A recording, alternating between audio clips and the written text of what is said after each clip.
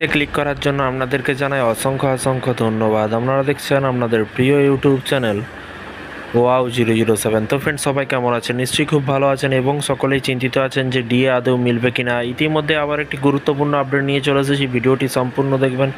চ্যানেলে যারা এই ভিডিওটি প্রথম দেখছেন অবশ্যই চ্যানেলটিকে সাবস্ক্রাইব করে পাশে থাকা বেল আইকনটিতে প্রেস করে রাখবেন পরবর্তী লেটেস্ট আপডেট পাওয়ার জন্য।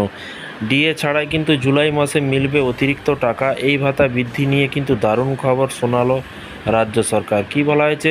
24শে জুন নিউজটি প্রকাশিত হয়েছে। সরকারি কর্মচারীদের জন্য ফের সুখবর। এবার কিন্তু একটি বিশেষ ভাতা বৃদ্ধির ঘোষণা করল মমতা বন্দ্যোপাধ্যায় সরকার। নবান্নের তরফে একটি বিজ্ঞপ্তি জারি করে জানানো হয়েছে কিন্তু সেই খবর। এর ফলে জুলাই মাসের ডিএর টাকা ছাড়াও কিন্তু অতিরিক্ত টাকা সরকারি কর্মচারীদের অ্যাকাউন্টে ঢুকতে চলেছে। সাম্প্রতিক রাজ্য সরকারি কর্মচারীদের একাধিক ভাতা ও সুবিধার কথা ঘোষণা করেছে কিন্তু পশ্চিমবঙ্গ সরকার। এর পাশাপাশি কি বলা হয়েছে, এই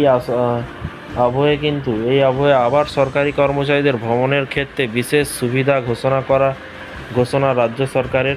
এবং এর পাশাপাশি জুলাই মাসে কিন্তু ডিএর টাকা ছাড়াও কিন্তু অতিরিক্ত টাকা সরকারি কর্মচারীদের অ্যাকাউন্টে ঢুকতে চলেছে। এর ফলে কিন্তু জুলাই মাসের ডিএর টাকা ছাড়াও কিন্তু অতিরিক্ত টাকা সরকারি কর্মচারীদের অ্যাকাউন্টে ঢুকতে চলেছে। এর পাশাপাশি ভ্রমণ ভাতা সংক্রান্ত গুরুত্বপূর্ণ মেমো জারি করেছে অর্থ দপ্তর। এতদিন পর্যন্ত সরকারি কর্মচারীরা সপরিবারের কিন্তু ভ্রমণের জন্য প্লেন বা ট্রেনের কিন্তু টাকা পেতেন। গাড়িতে ভ্রমণের ক্ষেত্রেও কিন্তু কোনো টাকা নিয়ে সমস্যা হতো। এর পাশাপাশি কি বলা হয়েছে, এর পাশাপাশি বলে রাখা ভালো যে এতদিন গাড়িতে ভ্রমণের জন্য কোনো সংস্থায় রাজ্য সরকারি কর্মচারীদের ছিল না। তবে এবার এই নিয়ে কিন্তু বিরাট সিদ্ধান্ত নেওয়া হয়েছে।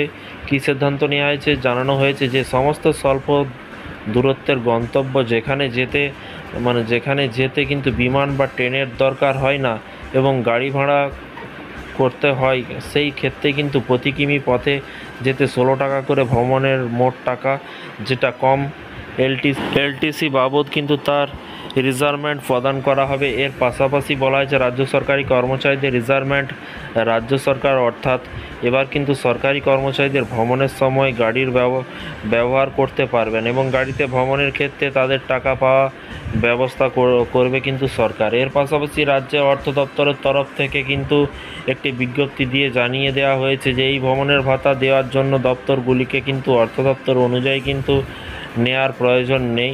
যে কোনো দপ্তর নিজেরাই কিন্তু এই দপ্তরের অনুমোদন দিতে পারবে।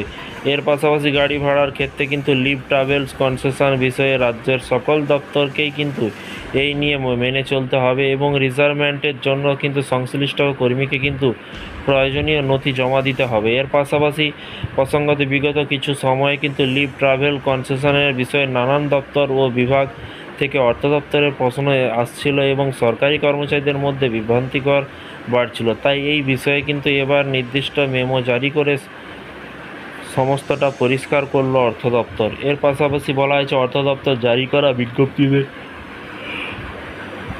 আরও জানানো হয়েছে কোনো গন্তব্যে পৌঁছাতে যে রুটটি সবথেকে সংক্ষিপ্ত সেই পথেই কিন্তু দূরত্বের হিসেবে কিন্তু সরকারি কর্মীরা লিভ ট্রাভেল অ্যালায়েন্স পাবেন। তো ফ্রেন্ডস, এই ছিল আজকে একটি ছোট্ট আপডেট। ডিএ ছাড়াও কিন্তু ট্রাভেল অ্যালায়েন্স এবং লিভ ট্রাভেল অ্যালায়েন্স এইসব কিন্তু মিলতে চলেছে রাজ্য সরকারি কর্মচারীদের।